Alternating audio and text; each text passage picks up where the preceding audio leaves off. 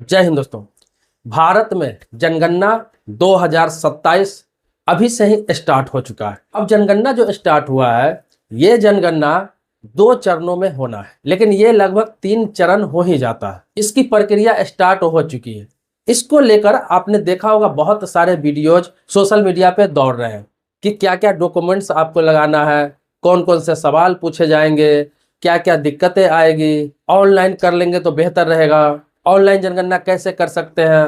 तो लोग कंफ्यूज हो रहे हैं, उन्हें समझ में नहीं आ रहा है कि आखिर ये जनगणना अगर छूट गया या फिर कैसे होगा तो बहुत दिक्कत हो सकती है। सबसे पहले आपको बता दूं कि ये जनगणना जो है, इसको हर व्यक्ति के लिए कराना अनिवार्य है। अभी मेरे यहाँ जनगणना हो चुका है, इसलिए प्रैक्टिकल तौर पर आपको बता रहा हूँ। देखिए, ये 2 फेज में होना है। एक फेज में तो एक बार पूछने आएंगे आपसे, वो मकान से संबंधित और आपसे संबंधित जानकारी लेंगे जो घर के मुखिया होते हैं। दूसरे फेज में जो आएंगे उसमें क्या है कि आपसे सवाल किए जाएंगे, जो सवाल आपसे पूछे जाएंगे, जो बेसिक सवाल होंगे उनका जवाब आपको देना है। उसके बाद तीसरे बार वो कंफर्मेशन के लिए आएंगे और उसके बाद क्या होगा कि लिस्ट फाइनल आ जाता है। अब देखिए, अभी जो जनगणना हो रहा है, लोगों के पास पहुंच रहे हैं, कर्मचारी पहुंच रहे हैं, अधिकारी पहुंच रहे हैं और मेरे पास भी आए हुए थे, तो उसमें कुछ ही सवाल पूछे गए हैं, बिल्कुल बेसिक से सवाल पूछे गए हैं और यही आपसे पूछा जाएगा। अभी जो जा रहे हैं वो इसमें अभी जो जा रहा है वो आपसे मकान से संबंधित और आपके संपत्ति प्रॉपर्टी से संबंधित जानकारी लिया जा रहा है। जैसे पूछा गया कि ये मकान किन का है, तो घर के जो मुखिया है, घर के जो गार्जियन है, उनका नाम लिखाना है। अभी सिर्फ एक व्यक्ति का नाम वो पूछ रहे हैं, घर के किसी सदस्य का नाम नहीं पूछ रहे हैं, सिर्फ एक व्यक्ति का नाम पूछ रहे हैं। और ये पूछा जा रहा है कि ये जो गार्जियन है, इनके फैमिली में कितने व्यक्ति है। तो मान लीजिए एक पत्नी हो गए, 2 बच्चे हो गए, या पत्नी हो गए, या 2-3 बच्चे हो गए, जो है सो आपको लिखा देना है। नाम किसी का वो नहीं ले रहा है, नाम सिर्फ गार्जियन का और बाकी फैमिली का जो मेंबर है उनको वो मेंशन करेंगे। इसके अलावा आपसे ये पूछा जाएगा कि आपका जो घर है ये पक्का है या कच्चा है। वो तो सामने देखेंगे, लेकिन फिर भी आपसे सवाल करेंगे, आपका घर पक्का है तो पक्का है। आपका जो छत है वो लिंटर डला हुआ है या फिर अल्वेस्टर डला हुआ है या गाटर डला हुआ है, जो भी हो आपको बताना है। आपके घर के अंदर टाइल लगा हुआ है, नहीं लगा हुआ है, फर्श किस चीज का है, आपके घर में एसी है कि नहीं, आपके पास कार है कि नहीं, आपके पास बाइक है कि नहीं, आपके पास वॉशिंग मशीन है कि नहीं, आपके पास फ्रिज है कि नहीं। ये सारे सवाल पूछे जाएंगे। ये सारे एक तरह से देखा जाए तो ये आपकी प्रॉपर्टी है, आपकी संपत्ति है, उसी से संबंधित, उसी से रिलेटेड सारे सवाल अभी पूछे जा रहे हैं कि आपके पास क्या क्या है। इसके अलावा आपके पास कितनी जमीन है, कितनी प्रॉपर्टी है, ये पूछा जाएगा। बाकी आपको जवाब देना है, खेती की जमीन कितनी है। तो ये सारे सवाल अभी पूछे जा रहे हैं जो आपके संपत्ति से रिलेटेड है। इसमें किसी प्रकार का कोई भी प्रूफ आपसे नहीं मांगा जाता कि आपके पास इतना जमीन है तो आपको प्रूफ बताना है, आपके पास इतना मकान है तो प्रूफ बताना है, आपको ये चीज है तो प्रूफ बता। किसी चीज का प्रूफ नहीं मांगा जा रहा है, कोई भी डॉक्यूमेंट्स देने की आवश्यकता नहीं है, कोई भी कागज नहीं लग रहा है। सिर्फ वो सवाल आपसे कर रहे हैं, आपको जवाब देना है। ये बेसिक सी सवाल है। तो ये हो रहा है, तो एक तरह से समझिए कि आपकी प्रॉपर्टी का, आपका मकान का ये जनगणना हो रहा है। इसमें अभी किसी व्यक्ति विशेष के बारे में कुछ भी इसमें नहीं पूछा जा रहा है, ना अभी आपके फैमिली के मेंबर का नाम पूछा जा रहा है, ना उसकी जातियां पूछी जा रही है, ना पूरा फैमिली इनकम पूछा जा रहा है आपसे। इसके अलावा जो कई तरह के सवाल है, अभी बहुत सारे सवाल आपसे नहीं पूछे गए। तो ये एक तरह से मकानों की मार्किंग हो रही है, मकानों की नंबरिंग हो रही है। ये भी जनगणना का एक हिस्सा है। स्टार्टिंग फेज में इसी प्रकार से जनगणना होता है। तो जो भी आपसे जानकारी पूछा जाए वो जानकारी आपको उपलब्ध कराना है। किसी प्रकार का कोई डॉक्यूमेंट्स नहीं लग रहा है, किसी प्रकार का कोई कागज नहीं लग रहा है, किसी प्रकार का कुछ भी आपको देने की आवश्यकता नहीं है। इसलिए भ्रामक खबरों पर ध्यान नहीं दे। अब देखिए, ये जो हो जाएगा, जो आपसे पूछा जा रहा है, ये तो कराना अनिवार्य है। इसमें आप घर पे है नहीं है उससे कोई मतलब नहीं है। आपके घर पे कोई मेंबर है तो वो भी इस चीज को मेंशन करा सकते हैं। दूसरा क्या है कि आपकी पूरी फैमिली वहां पे नहीं, उस घर पे पूरी फैमिली भी नहीं है, तो ये चीज आपके चाचा है, चाची है, आपके पड़ोसी है, वो भी मेंशन करा सकते हैं। इसके लिए कोई दिक्कत नहीं है। जो भी चीजें आप बताए होंगे या फिर जो भी चीज आप फोन पे बता देंगे, ये सारी चीजें वो मेंशन करा देंगे। इसमें जरूरी नहीं कि आपको वहां पे उपस्थित रहना, जरूरी है आपके घर का एक मेंबर भी हो तो करा देंगे, चाहे आपके खानदान के, आपके पटीदार के, आपके परिवार के कोई भी है तो वो चीज लिखा देंगे। अब जो मेन जनगणना स्टार्ट होगा, जो इंसानों की जनगणना स्टार्ट होगा, वो होगा मार्च 2027 से। ये जब पूर्ण हो जाएगा सितंबर तक, तो मार्च 2027 से जो स्टार्ट होगा जनगणना, उसमें जो अधिकारी आएंगे, उसमें जो कर्मचारी आएंगे आपके द्वार पे, आपके घर पे, उसमें इससे अलग तरह का सवाल पूछा जाएगा। क्योंकि इसमें जो मेंशन हो गया वो चीज़ तो रिकॉर्ड उनके पास रहेगा ही, क्योंकि वो ऑनलाइन कर रहे हैं, सारा रिकॉर्ड उनके पास है। अब उसी में ऐड करेंगे, उसमें पूछा जाएगा आपसे कि आप साल का कितना इनकम करते हैं, महीने का कितना इनकम करते हैं, आप जो घर के मुखिया है, आपके फैमिली मेंबर में 4-5 लोग हैं, सब मिलाकर कितना इनकम करते हैं, आप क्या काम करते हैं, आपकी वाइफ क्या काम करती है, आपके बच्चे किस स्कूल में पढ़ते हैं, प्राइवेट में या सरकारी में, किस क्लास में पढ़ते हैं, आप रिटर्न फाइल करते हैं कि नहीं, इनकम टैक्स भरते हैं कि नहीं, आपकी सरकारी नौकरी है या प्राइवेट नौकरी है। यहाँ तक कि जाति जनगणना हो रहा है तो इसमें जाति भी आपको बताना है कि आपकी जाति कौन सी है।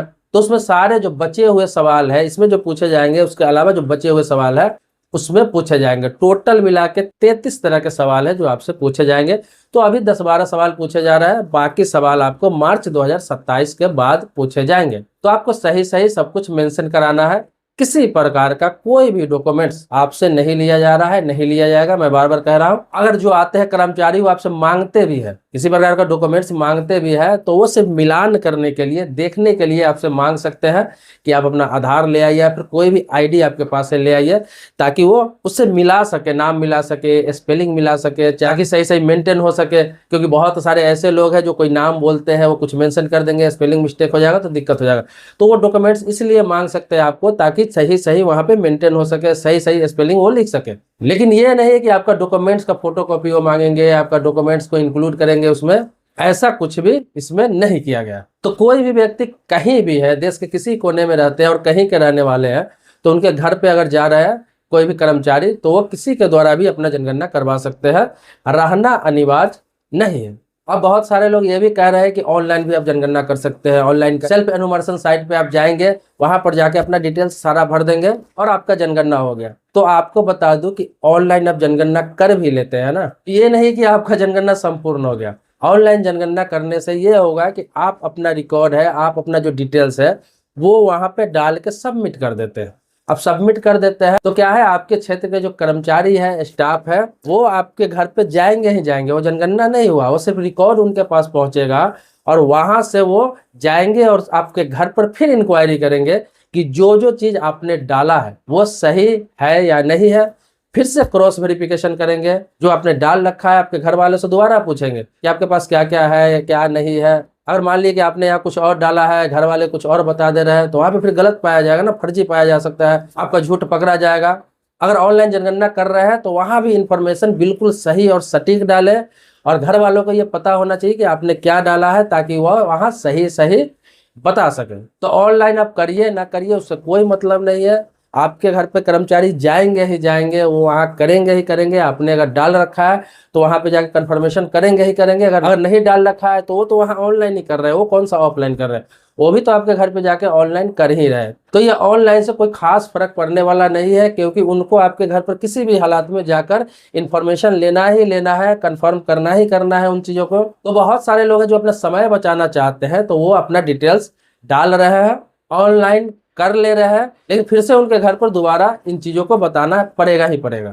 तो ये सारी चीज़ें हैं, ये नहीं कि आपने ऑनलाइन कर दिया तो आपके घर पे कोई नहीं जाएगा, आपका जनगणना हो गया, ऐसा नहीं है। आप कहीं बाहर रहते हैं तो घर वाला को इन्फॉर्मेशन करके रखें, क्योंकि हर घर पे अभी जा रहे हैं लोग, जिनका हो गया हुआ है कोई बात नहीं, लेकिन जिनके घर पे अभी नहीं गए वो बता के रखें कि आप नहीं है, तो वहाँ जाए तो आपका डिटेल्स वहाँ पर लिखवा दें। अगर किसी प्रकार की कोई दिक्कत आ रही तो आप फोन पे भी बात करके सारा चीज समझा सकते हैं उनको। जिस समय कर्मचारी घर पे आएंगे तो डायरेक्ट उस समय आपके घर के कोई लोग हैं आपको फोन करते हैं, तो आप सारा चीज उनको समझा सकते हैं, जो चीज आपसे पूछा जाएगा फोन पे ही बता सकते हैं। ये जनगणना हर नागरिक को, हर भारतीय को कराना अनिवार्य है। इस जनगणना से अपने देश का बहुत सारे चीज में बदलाव आने वाले हैं, बहुत सारे चीज लॉन्च होने वाले हैं, और देश की आबादी का पता चलने वाला है कि अपने देश में आबादी कितनी है, जाति के साथ में किस जाति की कितनी आबादी है ये क्लियर पता चलने वाला है, और टोटल कितनी आबादी है ये सारा पता चलने वाला है। ये जनगणना कोई नॉर्मल जनगणना नहीं है, इसीलिए हर व्यक्ति को इस जनगणना में हिस्सा लेना चाहिए। और बिल्कुल आसानी से हो रहा है, प्रोसेस इतना आसान है कि इसमें कुछ करने की जरूरत ही नहीं है, ना कोई टेंशन लेने की जरूरत है। बस सवालों के आपको जवाब दे देने हैं, वो आएंगे अपना चले जाएंगे,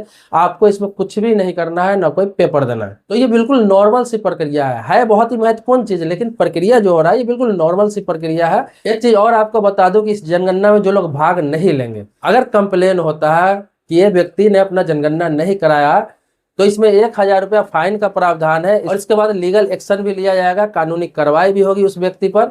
इसीलिए इस जनगणना में भाग लेना सबको जरूरी है, क्योंकि जनगणना से अधिकतर पब्लिक को ही फायदा होता है और पब्लिक के फायदे के लिए जनगणना कराया जाता है, ताकि इससे यह पता चले कि अपने देश में कौन सी जाति में कितनी गरीबी है, कौन सी जाति कितनी पिछड़ी हुई है, किस जाति में कितना सरकारी नौकरी में लोग काम कर रहे हैं, किस जाति में कितने लोग इनकम टैक्स भर रहे हैं, किस जाति में कितने लोग हैं जो गरीबी रेखा से नीचे है, किस जाति में कितने लोग हैं जो 2 वक्त की रोटी नसीब नहीं हो पाता है, किस जाति में कितने लोग हैं जिसके पास शौचालय नहीं है, किस जाति में कितने लोग हैं जिनके पास खेती बाड़ी नहीं है, किस जाति में कितने लोग हैं जिनके पास रोजगार नहीं है।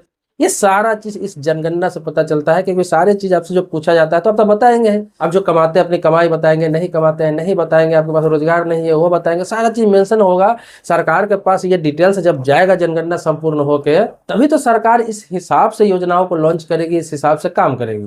तो ये जो अभी हो रहा है जनगणना, तो ये प्रक्रिया है, इसमें भाग लेना है। फिर मार्च 2027 के आसपास जाएंगे, उसमें आपको भाग लेना है। उसके बाद फिर एक बार और कंफर्मेशन के लिए आएंगे अधिकारी। वो समझिए एक तरह से कच्चा लिस्ट होता है आपसे पूछने कि ये जो है ये सही है या फिर इसमें कोई बदलाव होना है या फिर इसमें कोई चीज ऐड करना है, वो पूछने आएंगे।